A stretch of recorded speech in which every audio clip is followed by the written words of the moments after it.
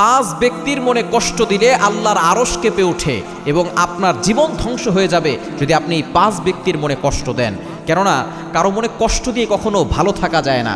আপনি সবসময় চিন্তা করবেন আপনার হাত দ্বারা, আপনার মুখ দ্বারা, আপনার ব্যবহারের দ্বারা, আপনার চলাফেরার দ্বারা কেউ যাতে করে কষ্ট না পায়। আপনি বিশেষ করে এই পাঁচ ব্যক্তি কখনো কষ্ট দিবেন না।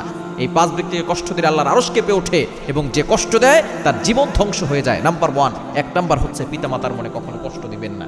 মনে রাখবেন, আমরা অনেক সময় পিতামাতার সাথে এমনভাবে কথা বলি তারা কষ্ট পেয়ে যায়।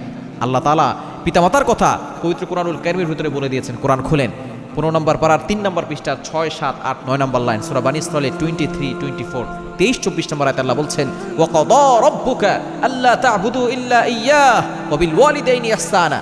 আল্লাহ তাআলা বলছেন, আমি আল্লাহ তাআলা অর্ডার করে দিয়েছি ইবাদত করতে হবে আমি আল্লাহর। ওয়া বিল ওয়ালিদাইনি ইহসানা, good dealings with parents, good behaviour with parents, পিতামাতার সাথে ভালো ব্যবহার করতে হবে। সুতরাং 1 নম্বর হচ্ছে পিতামাতার মনে কখনো কষ্ট দিবেন না। যদি কষ্ট দেন আপনার জীবন শেষ হয়ে যাবে।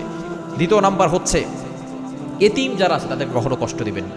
নবীজি সাল্লাল্লাহু আলাইহি ওয়াসাল্লাম জানিয়ে দিয়েছেন, আমি ছিলাম এতিম, সুতরাং যারা এতিমকে মহব্বত করলো তারা কেমন যেন আমাকেই মহব্বত করলো, আর যারা এতিমকে কষ্ট দিল তারা আমি নবীকে কষ্ট দিল।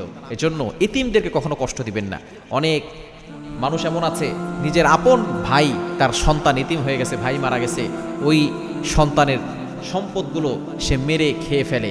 এরকম অনেক লোক এমন আছে না? ইন্নাল্লাযীনা ইয়াকুলুনা আমওয়ালাল ইয়াতামা, আল্লাহ তাআলা বলছেন যারা এতিমের মাল ভক্ষণ করে তারা জাহান্নামের আগুন ভক্ষণ করে। এতিমের মনে যারা কষ্ট দেয় তারা আল্লাহর আরশ কাঁপিয়ে তোলে এবং তাদের জীবন শেষ হয়ে যায়। 3 নাম্বার হচ্ছে আপনি বিধবা নারীকে কখনো কষ্ট দিবেন না। যার স্বামী নাই, স্বামী মারা গেছে, ওই মহিলাদেরকে আপনি কষ্ট দিবেন না। আপনি যতটুকু পারেন সাহায্য করবেন, তাদেরকে সাহায্য করলে আল্লাহ তাআলা খুশি হয়ে যাবেন। এবং 4 নাম্বার হচ্ছে যারা প্রতিবন্ধী তাদেরকে কষ্ট দিবেন না। প্রতিবন্ধী আল্লাহ তাআলাই তাকে এইভাবে বানিয়েছেন। অনেকের হয়তো একটা চোখ নাই, অনেকের হয়তো একটা পা নাই, আল্লাহ তাআলা আপনাকে সুস্থ রেখেছেন। আপনি আল্লাহর শুকরিয়া আদায় করেন।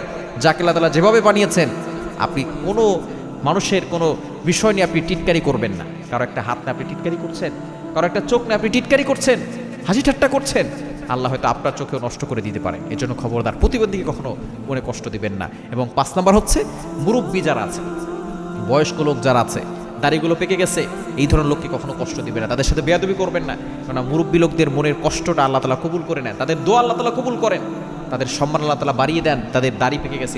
এই জন্য খবরদার এই 5 ব্যক্তি কষ্ট দিলে আপনার জীবন শেষ হয়ে যায়।